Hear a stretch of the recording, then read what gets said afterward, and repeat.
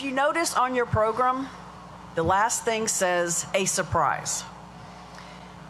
Dr. Hardin has been on this stage before, and he has come back, he and his wife Deborah have come back and been part of the audience. And so last spring, I thought, well, I would ask him for some ideas of some people that maybe he would know of who would be good for the stage that I did not know. And so he said, yeah, I got an idea for you. What about Dobie telling a Dobie story? So these fellas right here, Ron and Ralph Lopez, who have been doing the sound all this time, I went to them and I said, what about this? I got online and I found an album, an LP, a vinyl album. And I got it and I listened to the stories and I thought, oh man, how cool would that be? Dobie has a very distinctive voice. He does. Which I did a very poor job of approximating. You can tell me how close I got when you actually listen to Dobie himself. So I talked to these guys over here and they said, we can make this happen. And right now, you are going to hear J. Frank Dobie telling his story, The Mezcal Man. Ron? One spring day after it rained, I was riding across some high open hills south of the Mistress River down in the brush country of Texas. That's my country. I was with a vaquero named Aloha. We didn't have anything particular to do. We were just riding around and looking at the cattle and enjoying the calves chasing around their mothers. Turned to me and said, you know, all this country used to be in sheep. Yes, I've said I've heard there were sheep here at one time. There aren't any there at all now. And Aloha said, there's one ranchero had more sheep than anybody else. He lived way down yonder on the San Casimiro. He had a big ranch house at the fort. He had so many sheep, it took 4 vaqueros to take care of the shepherds, the pastores. A vaquero is a man who oversees a certain number of pastores or shepherds. He never sold any sheep. All he sold was wool. And he always brought the gold home and kept it. Nobody knew where.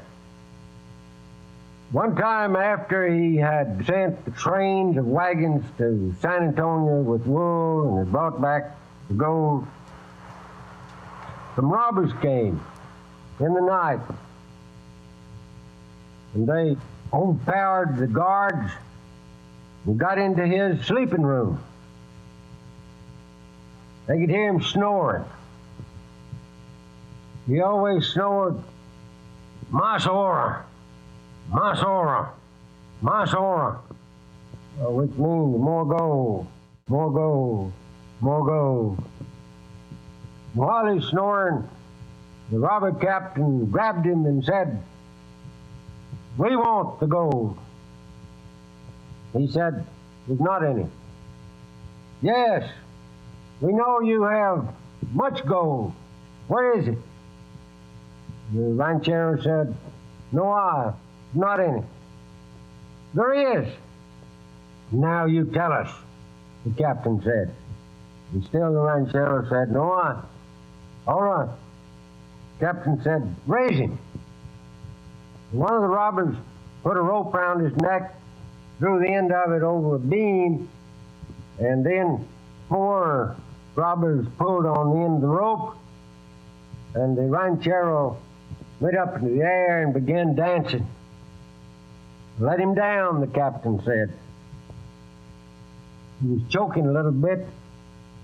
The captain said, now where's the gold? The ranchero still said, no, one more time, the captain said. This time, the pull and the dance wasn't quite so lively. Then the bandidos let the ranchero down. Now tell us where the gold is, the captain said. No, the ranchero answered. This'll be the last time, the captain said. We're going to pull you up. This time you're going to stay up if you don't tell us. No, All right. Raise him. The banditos pulled on the rope and left the ranchero hanging. And then they went to looking for the gold. They looked in the fireplaces. They looked in the floor made out of dirt. They went outside and dug around the house, and they dug around the corrals. They got the people that were working for the ranchero to help them dig. Couldn't find anything. They went to riding out east and west, north and south, all around, looking for some sign. Finally, one of them came back in a lope from up a hill, and he said to the captain, "Come. I can't read, but I found something." And the captain and the other bandits went up the trail to the top of the hill, and there they found in a little opening a man made out of mezcal. Mezcal is mud with sticks in it, adobe. Here was a great big man made out of this mezcal. He had a great big belly. His arms were pointed out to the east and the west, and across his breast was written the directions. And this direction said, "Dig out to the east and the west the way my hands are pointing, and you'll find the gold." Now the captain said, "Go to digging, go to digging." They didn't know exactly where to dig, though. They dug under his hands, just dry dirt, hard dirt, nothing there. They began to sight along his arms, dug out this way and they dug out that way. Meantime, word got around the country that the great rich ranchero had been killed. And here came neighbors. They found the robbers on top of the hill, and the robbers shot a few shots and ran off on their horses.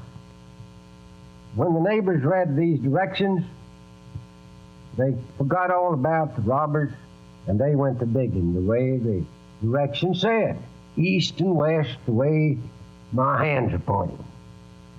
They had plenty of time. They had plenty of help.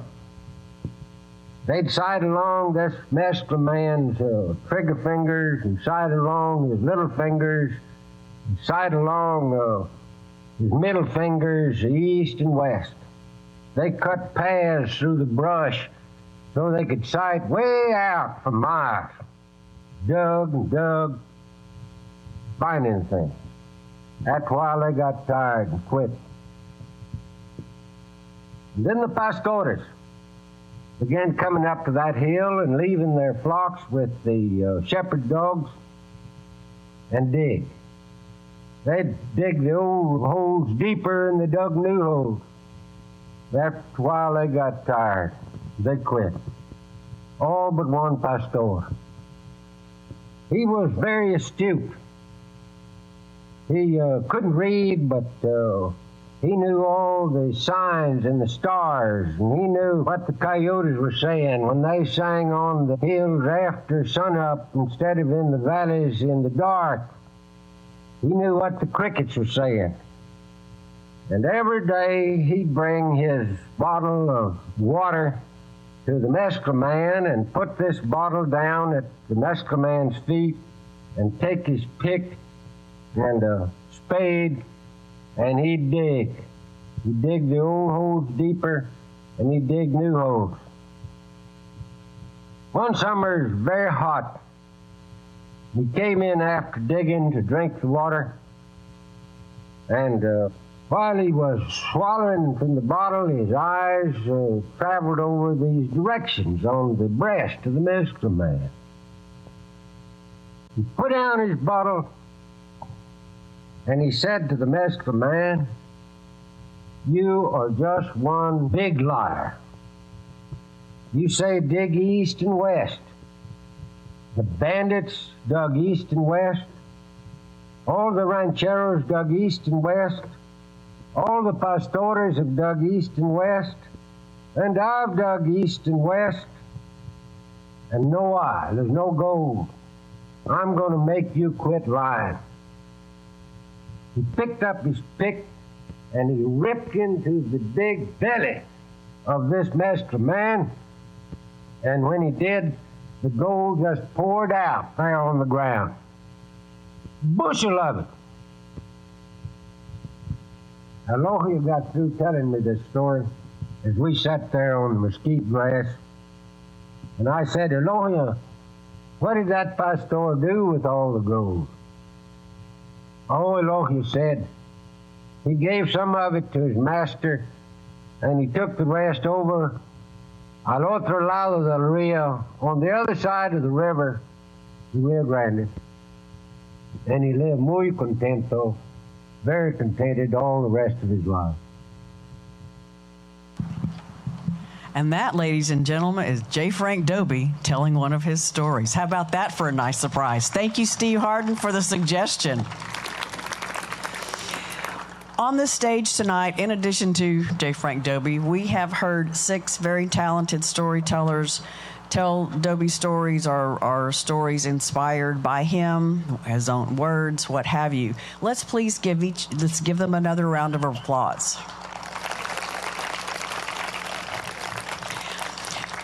Wilson M. Hudson said of Dobie, quote, "In a sense, we are all Dobie's people. He left us something that will continue to enlighten and enrich our lives." As Dobie biographer Steve Davis said here on this very stage in 2016 about Dobie, his words still sparkle. This is why we honor J. Frank Dobie with this event.